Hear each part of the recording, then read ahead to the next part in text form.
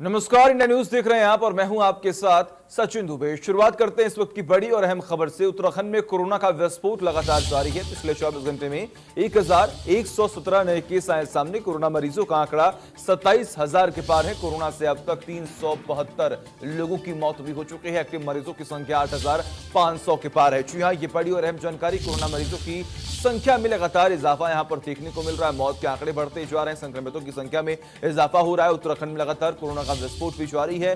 पिछले 24 घंटे में 1117 नए केसेस आए सामने। अगर हम बात करें मौत के आंकड़े की तो देखिए किस तरीके से आप लगातार संक्रमितों की संख्या में इजाफा हो रहा है। कोरोना मरीजों का आंकड़ा 27,000 के पार है। कोरोना से अब तक 372 लोगों की मौत भी यहां पर हो चुकी है। ये बड़ी और अहम जानकारी हम आपको दे रहे हैं। एक्टिव मरीजों की संख्या 8,500 के पार है और लगातार देखिए संक्रमितों की संख्या में इजाफा हो रहा है। अगर हम बात करें उत्तराखंड की तो लगातार एक ऐसा राज्य था जहां पर लगातार जो संक्रमितों की संख्या है वो यहां पर उछाल नहीं हो रही थी, लेकिन अचानक से इसमें उछाल हुआ और अब देखिए इस तरीके से यहां पर लगातार संक्रमितों की संख्या में इजाफा हो रहा है।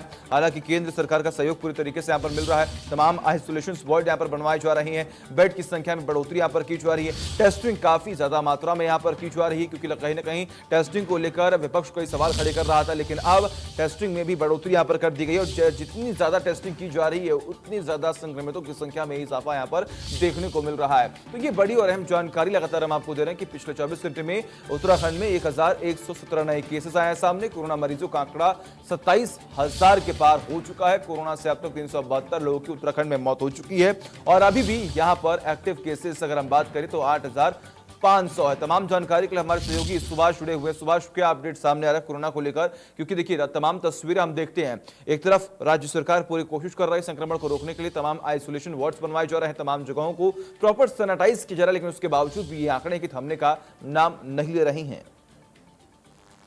जी बिल्कुल, लगातार प्रदेश में जिस तरीके से कोरोना पॉजिटिव मरीजों का आंकड़ा बढ़ा और यदि टोटल पॉजिटिव प्रदेश में संक्रमित मरीजों की बात करें तो लगभग 27,211 हो चुके हैं। यानी कि माना जा सकता है कि प्रदेश में जो आंकड़ा है वो लगातार बढ़ रहा है। यदि बीते 24 घंटों की बात करें तो लगभग 1,061 मरीज पूरे प्रदेश में पाए गए। यानी कि ये माना जा सकता है कि उत्तराखंड में लगातार जो मरीजों का आंकड़ा है वो बड़ी तेजी से बढ़ रहा है और कल जिस तरीके से 1,000 से ऊपर प्रदेश में कोरोना पॉजिटिव मरीज पाए गए, कहीं न कहीं चिंता जरूर बढ़ती हुई नजर आ रही है। हालांकि ये देखा जा रहा है अब तक कोरोना संक्रमण की वजह से लगभग 372 लोग पूरे प्रदेश में अपनी जान कोरोना से गंवा चुके हैं। लेकिन बड़ी चीज ये है कि 27,000 मरीजों में से लगभग 18,000 मरीज ठीक हो चुके हैं, यानी कि रिकवर हो चुके हैं और लगभग 8,500 मरीज अभी एक्टिव केस पूरे प्रदेश में इस समय मौजूद हैं। लेकिन अगर जिलेवार आंकड़ों की बात करें, यदि जिलावार ध्यान दिया जाए किस जिले में सबसे अधिक मरीज हैं तो राजधानी देहरादून में लगभग 2,000 से अधिक मरीज राजधानी देहरादून में मौजूद हैं, यानी कि एक्टिव केस राजधानी देहरादून में है। इसके अलावा अगर बात की जाए तो दूसरे स्थान पर हरिद्वार है, जहाँ 1,300 से अधिक मरीज हरिद्वार जिले में, और उसके बाद अगर बात की जाए तो फिर जो नैनीताल या उधम सिंह नगर है इन जिलों में। यानी कि ये देखा जा सकता है कि जो मैदानी क्षेत्र है यहाँ सबसे अधिक मरीज पूरे प्रदेश में पाए जा रहे हैं और कहीं न कहीं मैदानी क्षेत्रों से ही कोरोना संक्रमण मरीजों का आंकड़ा अधिक से अधिक मात्रा में बढ़ता हुआ नजर आ रहा है।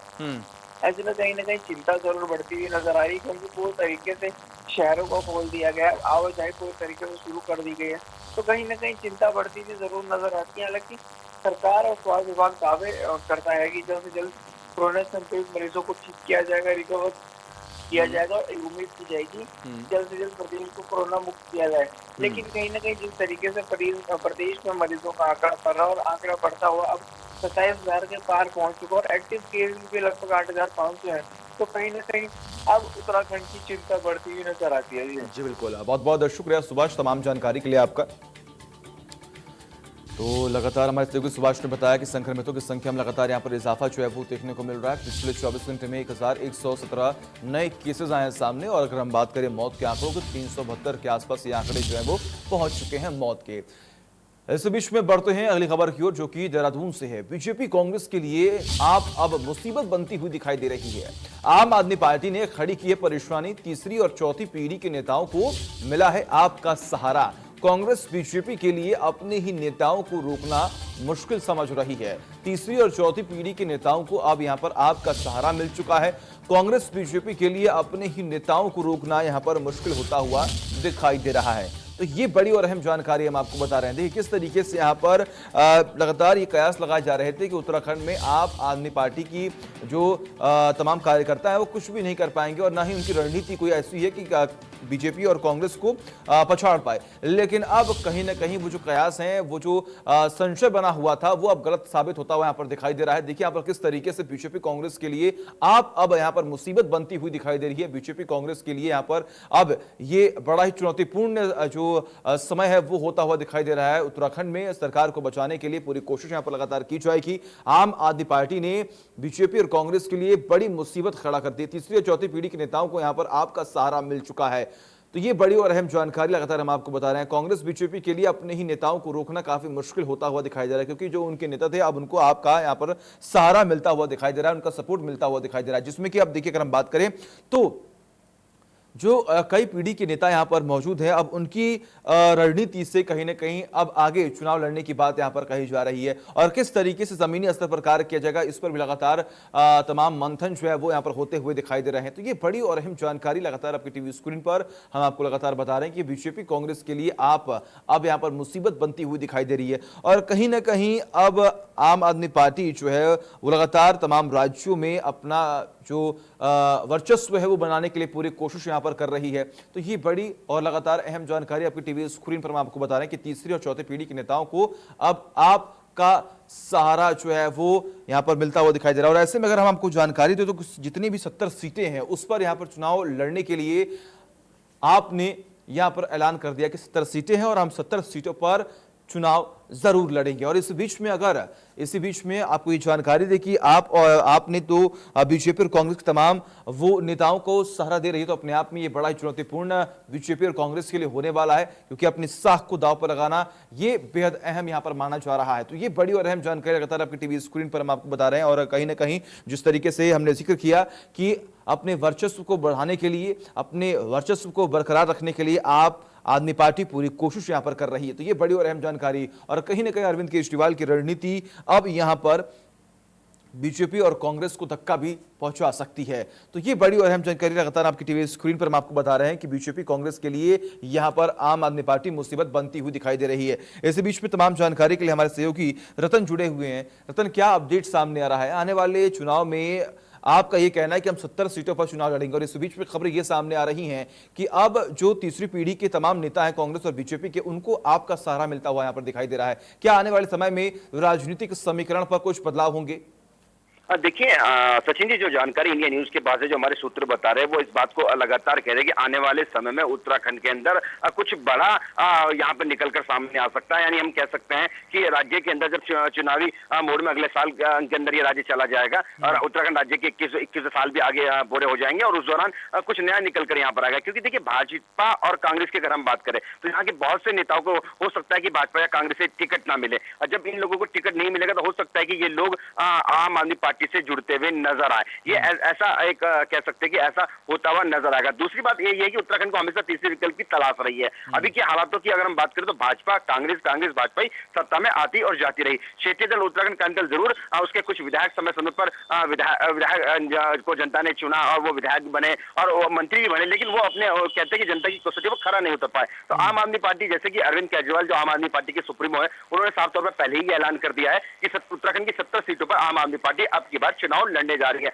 एजेंडा उन्होंने बनाया है, जो अपना मोहल्ला क्लिनिक की उन्होंने बात उत्तराखंड के लिए कही है। हालांकि जो अभी इनके बयान निकल कर आए, इसके साथ ही उत्तराखंड के अगर एजुकेशन की बात करें और स्वास्थ्य सेक्टर की अगर हम बात करें, राज्य के 9.5 पर्वतीय जिलों की अगर हम खासकर बात करें, वहां पर अरविंद केजरीवाल की पार्टी ने फोकस किया है। उत्तराखंड के अंदर जो मीडिया मैनेजमेंट है, सोशल मीडिया की बात करें, वो आम आदमी का पार्टी का यहाँ पर उसकी कैंपेनिंग यहाँ पर प्रारंभ हो चुकी है। तो कह सकते हैं उत्तराखंड में भले ही आम आदमी पार्टी का संगठन और सरकार, अगर संगठन की बात करते हैं, संगठन बिल्कुल कमजोर है और अरविंद केजरीवाल की जो दिल्ली की सरकार है वो उसका कोई बड़ा चेहरा यहाँ पर अभी तक यहाँ पर कोई नजर नहीं आया। लेकिन फिर भी अगर कह सकते हैं तो एक अंदर खाने की जो बात निकल कर आती है, इनसाइड जानकारी जिसे हम कहते हैं, वो यही है कि भाजपा और कांग्रेस में बेचैनी जरूर है आम आदमी पार्टी के उत्तराखंड में दस्तक देने से। अब भले ही अपने बयानों में उसे कोई स्वीकार करे या ना करे, लेकिन भाजपा और कांग्रेस दोनों को आने वाले समय में आम आदमी पार्टी डैमेज करती हुई नजर जरूर आएगी। बस अब उत्तराखंड की भौगोलिक परिस्थितियों को देखते हुए और पहाड़ को देखते हुए उनके जनता से जो वादे हो और पहाड़ की स्थिति को देखते हुए उनकी बात हो, विचारधारा हो, क्योंकि दिल्ली दिल्ली की और उत्तराखंड की पहाड़ी राज्यों की भौगोलिक परिस्थिति बहुत भिन्न है। ऐसे में आम आदमी पार्टी को भी हवाई बात नहीं करनी होगी, धरातल पर उनके वही मुद्दे होने चाहिए जिससे जिससे जनता का सरोकार हो। धरातल पर वो बात उनकी कहनी होगी, उनके चुनावी घोषणा पत्र की बात की जाए या उनके उनके उन चेहरों की बात की जाए। उनको वो चेहरे मैदान में उतारने होंगे जिनका अपना कोई जनाधार है, जिनका अपना खुद का वोट बैंक है और जो सक्षम है भाजपा कांग्रेस को टक्कर देने में। खैर बहरहाल त्रिकोणीय मुकाबला आने वाले समय में विधानसभा के चुनाव में उत्तराखंड में देखने को मिलेगा, लेकिन अभी कहना जल्दबाजी होगा कि आम आदमी पार्टी ने अपने पांव बिसार दिए, क्योंकि आम आदमी पार्टी उत्तराखंड में अगर संगठन के लिहाज से देखें तो बहुत कमजोर है बजाय भाजपा और कांग्रेस के। जी बिल्कुल, बहुत बहुत शुक्रिया आपका तमाम जानकारी के लिए। लगातार नजर बना रखिए, तमाम अपडेट्स हम आपसे लेते रहेंगे। और इस बीच एक बड़ी और अहम जानकारी हम आपको देने जा रहे हैं काशीपुर से। जी हां, ये बड़ी खबर आपकी टीवी स्क्रीन पर। पुलिस को एक बड़ी सफलता हासिल हुई है। डबल मर्डर मामले में पुलिस ने एक बड़ा खुलासा किया है। पुलिस ने 2 आरोपियों को भी गिरफ्तार कर लिया है। 2 आरोपी अभी भी पुलिस की गिरफ्त से दूर हैं। 2 दिन पहले हुई थी 2 लोगों की हत्या। ये बड़ी और अहम जानकारी लगातार हम आपको बता रहे हैं। बड़ी खबर आपकी टीवी स्क्रीन पर कि 2 आरोपी अभी भी पुलिस की गिरफ्त से दूर हैं। पुलिस ने कार्रवाई करते हुए 2 आरोपियों को पहले गिरफ्तार कर लिया और 2 आरोपी अभी भी पुलिस की गिरफ्त से दूर हैं। ये बड़ी और अहम जानकारी हम आपको दे रहे हैं, क्योंकि डबल मर्डर जो है वो 2 दिन पहले यहां पर हुआ था। पुलिस ने मुकदमा दर्ज किया था और लगातार पुलिस यहां पर कार्रवाई कर रही थी, लेकिन इस बीच में पुलिस को यह बड़ी सफलता मिली। 2 आरोपियों को पुलिस ने धर दबोच लिया, लेकिन अभी भी 2 आरोपी जो है वो भागने में सफल हैं और लगातार यहां पर जांच और उनकी तलाश लगातार की जा रही है। तो ये बड़ी और अहम जानकारी आपकी टीवी स्क्रीन पर हम आपको बता रहे हैं। बड़ी खबर, 2 आरोपी अभी भी पुलिस की गिरफ्त से दूर है। 2 दिन पहले ही डबल मर्डर का पूरा मामला जो है वो तूल पकड़ता हुआ दिखाई दे रहा था और आसपास के इलाकों में सनसनी सी मची हुई थी। लेकिन इस बीच में आपको जानकारी दे कि पुलिस को एक बड़ी सफलता यहां पर हासिल हुई। पूरे मामले में पुलिस ने कार्रवाई करते हुए 2 आरोपियों को धर दबोच लिया और इसी के साथ आपको जानकारी दे कि पुलिस ने कार्रवाई करते हुए 2 आरोपियों को गिरफ्तार कर लिया, लेकिन अभी भी 2 आरोपी जो है वो भागने में सफल है और पुलिस लगातार जांच कर रही है और उनकी भी तलाश करने में जुटी हुई है। प्रधानमंत्री नरेंद्र मोदी के समक्ष वीडियो कॉन्फ्रेंसिंग द्वारा बद्रीनाथ धाम के मास्टर प्लान पर प्रस्तुतिकरण दिया गया। साथ ही केदारनाथ धाम के पुनर्निर्माण कार्यों की प्रगति की भी जानकारी यहां पर दी गई है। इस अवसर पर मुख्यमंत्री त्रिवेंद्र सिंह रावत, पर्यटन मंत्री सतपाल महाराज, मुख्य सचिव ओम प्रकाश, सचिव दिलीप जावलकर सहित अन्य अधिकारी उपस्थित रहे।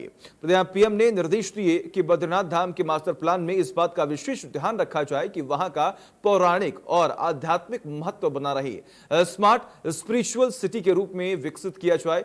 होम स्टे भी विकसित जा सकते हैं। निकटवर्ती अन्य आध्यात्मिक स्थलों को भी इससे जोड़ा जाए। बद्रीनाथ धाम के प्रवेश स्थल पर विशेष लाइटिंग की व्यवस्था हो जो आध्यात्मिक वातावरण के अनुरूप हो। पीएम नरेंद्र मोदी ने केदारनाथ के पुनर्निर्माण कार्यों की भी समीक्षा की है।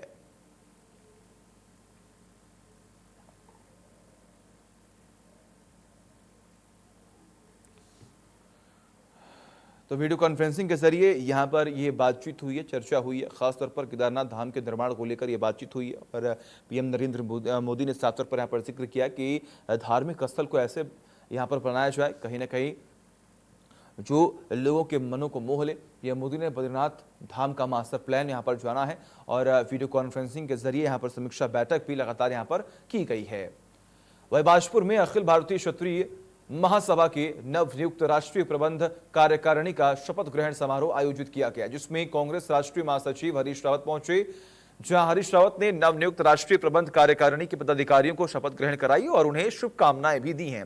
इस दौरान आपको जानकारी दें कि क्षत्रिय महासभा द्वारा हरीश रावत का स्मृति चिन्ह और भेंट कर सम्मानित किया गया, जिसके उपरांत कांग्रेस राष्ट्रीय महासचिव हरीश रावत चीनी मिल गेस्ट हाउस पहुंचे, जहां उन्होंने कार्यकर्ताओं से मुलाकात की और आगामी विधानसभा चुनाव को लेकर कार्यकर्ताओं से मैदान में सक्रिय रहने का आह्वान भी किया है।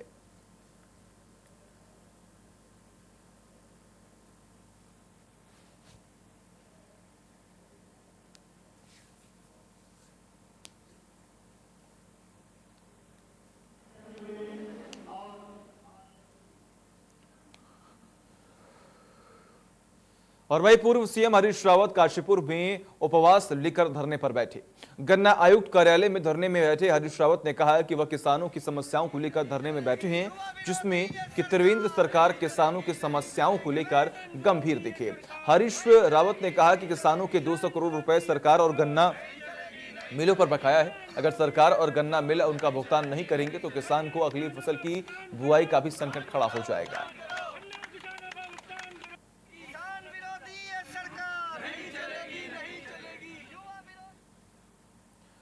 और वहीं उत्तराखंड में लगातार बीजेपी विधायक महेश नेगी को लेकर विरोध जारी है। तो वहीं इस बार विधायक महेश नेगी ने पीड़िता पर आरोप लगाया है कि पीड़िता गवाहों को धमका रही हैं, जबकि कल इंडिया न्यूज पर पीड़िता ने खुलासा करते हुए कहा कि बीजेपी विधायक महेश नेगी जबरदस्ती लोगों को मारपीट कर उनके खिलाफ बयान दिलवा रही हैं। पीड़िता ने रिकॉर्डिंग देते हुए भाजपा से विधायक का निष्कासित करने की मांग भी की है।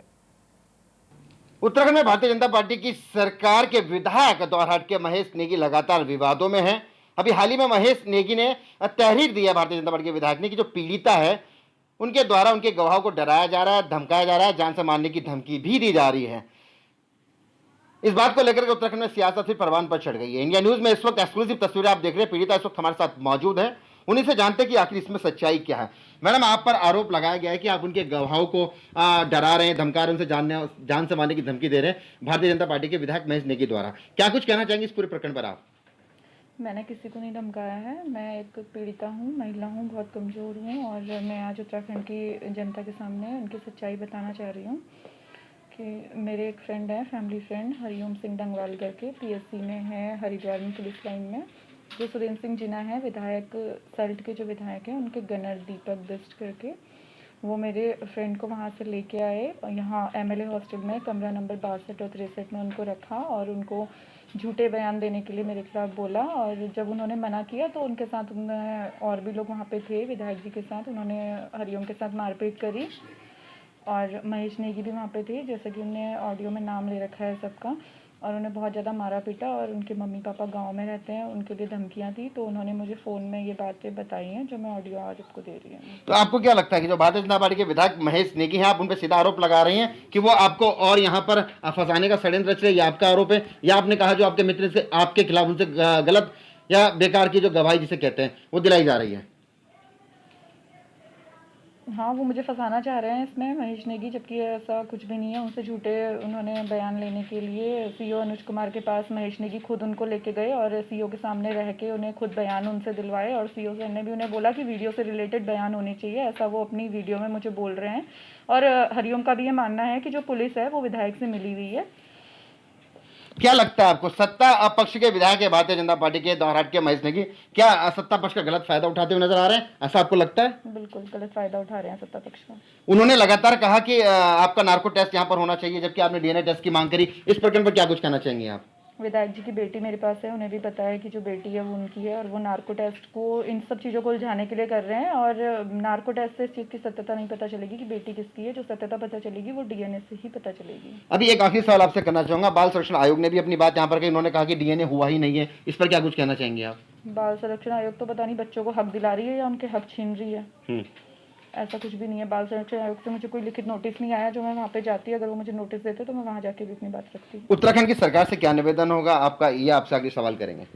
मैं उत्तराखंड सरकार से ये कहना चाहूँगी कि जो भी प्रकरण चल रहा है इसमें निष्पक्ष जाँच की सब लोग मांग करें और इसमें जो भी जाँच चल रही है वो निष्पक्ष चले और जब तक की जाँच पूरी नहीं हो जाती तब तक विधायक जी को निष्कासित करें। क्या आपकी सुरक्षा की आपने मांग की, क्या आपकी जान को भी खतरा है? बिल्कुल, मैं जिनके साथ रह रही हूँ उनको और मेरी बच्ची को, मुझे हम सबको अपनी जान का खतरा है। हम लोग इस डर से अपने घर से बाहर भी नहीं निकल पाते हैं और मैंने पुलिस प्रोटेक्शन मांगने के लिए भी कई बार एसएसपी सर को, महिला आयोग में, हर जगह लेटर दिए, मुझे कोई पुलिस प्रोटेक्शन अब तक नहीं मिली है। तो आपने पीड़िता को सुना, पीड़िता का साफ तौर पर कहना है कि वो सरकार से गुहार लगा रही है, मांग कर रही है कि उन्हें सुरक्षा दी जाए, जो उन्हें सुरक्षा यहाँ पर नहीं मिली है। यहाँ तक कि इससे पहले कि पीड़िता ने अगर बात की जाए तो उन्होंने लगातार अपना मुकदमा दर्ज करने की मांग भी की थी, जो मुकदमा दर्ज नहीं किया गया था। उसके बाद वो कोर्ट की शरण में गई, उसके बाद उनका ये जो मुकदमा है वो यहाँ पर नेहरुकुली थाने में दर्ज किया गया और अब उनका साफ तौर पर कहना है कि भारतीय जनता पार्टी अपने विधायक यानी कि दौराहाट के विधायक महेश नेगी को निष्कासित करे और मुझे इंसाफ दिलाने में मदद करे, साथ ही सुरक्षा भी दे। साथ ही उन्होंने सवाल यहाँ पर खड़ा किया है कि महेश नेगी उनके जो परिचित है और जो सुरेंद्र सिंह जीना के जो गन्नर है उनका जिक्र यहाँ पर किया गया है कि उनके परिचितों को मारा पीटा और गलत बयान यहाँ पर दिलाए गए, जिसकी ऑडियो रिकॉर्डिंग हमारे पास है। रतन नेगी, इंडिया न्यूज, देहरादून। और वही कोरोना काल के चलते उत्तराखंड सरकार द्वारा चारधाम यात्रा पर लगी रोक हटने के बाद तीर्थ यात्रियों का पहला जत्था हरिद्वार पहुंचा है। सप्ताह पर हरिद्वार से मात्र 6 तीर्थयात्री चारधाम यात्रा के लिए रवाना हुए थे। हरिद्वार पहुंचने पर जिला पर्यटन अधिकारी और ट्रैवल व्यवसायियों ने इन यात्रियों का फूल मालाओं से स्वागत किया। इस दौरान ट्रैवल व्यवसायियों ने इन तीर्थ यात्रियों का आभार तो व्यक्त किया, लेकिन राज्य सरकार के प्रति नाराजगी भी व्यक्त की। ट्रैवल व्यवसायियों ने सरकार से चारधाम के लिए आने वाले यात्रियों के उत्तराखंड प्रवेश पर नियमों में ढील और ट्रैवल व्यवसाय पर निर्भर लोगों को आर्थिक पैकेज देने की मांग भी की। वहीं हरिद्वार के जिला पर्यटन अधिकारी सीमा नौटियाल ने कहा कि कोरोना से बचने के लिए ही उत्तराखंड के बॉर्डर सावधानी बरती जा रही है और चारधाम यात्रा के लिए देवस्थानम बोर्ड में रजिस्ट्रेशन कराना आवश्यक है।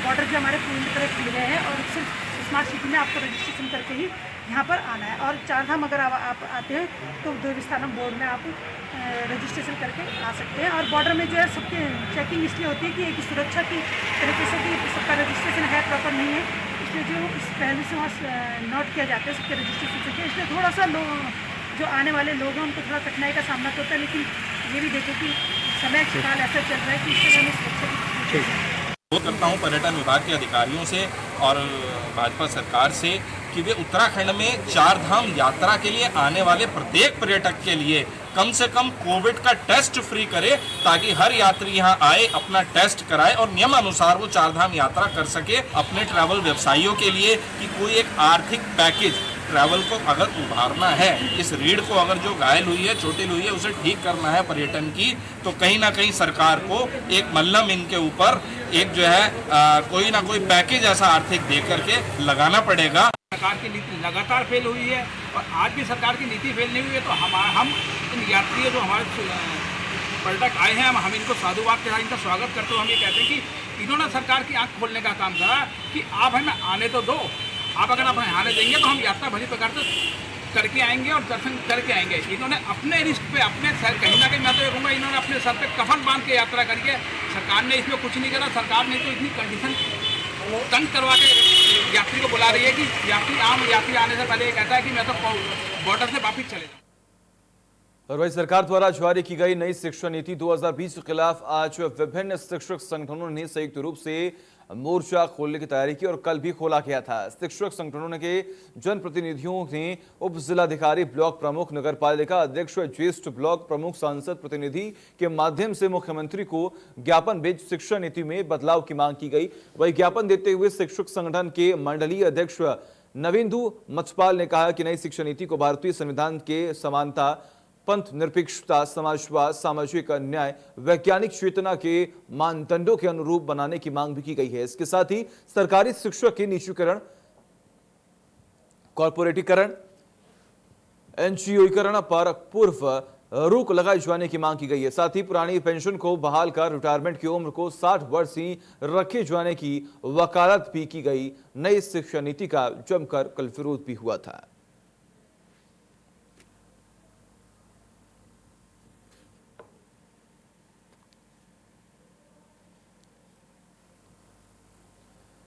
देहरादून में पीआरटी जवानों के लिए विभागीय मंत्री की ओर से 3 मांग की गई है। प्रशिक्षण प्राप्त पीआरटी जवानों को ड्यूटी पर तैनात किए जाने सहित 8 सूत्रीय मांगों को लेकर प्रांतीय रक्षक दल हित संगठन उत्तराखंड ने युवा कल्याण एवं पीआरटी निदेशक को ज्ञापन भी सौंपा है। साथ ही मांग पूरी न होने पर कोर्ट की शरण लेने की चेतावनी भी दी गई है। प्रदेश अध्यक्ष प्रमोद मंद्रवाल ने बताया कि पीआरटी जवानों की 8 सूत्रीय मांगों को लेकर संगठन कई सालों से मांग कर रहा है, लेकिन शासन प्रशासन उनकी ओर ध्यान नहीं दे रहा है। वहीं प्रशिक्षण प्राप्त पीआरटी जवानों के साथ विभाग सौतेला व्यवहार कर रहा है, जबकि दूसरे राज्य के लोगों को नौकरी दी जा रही है।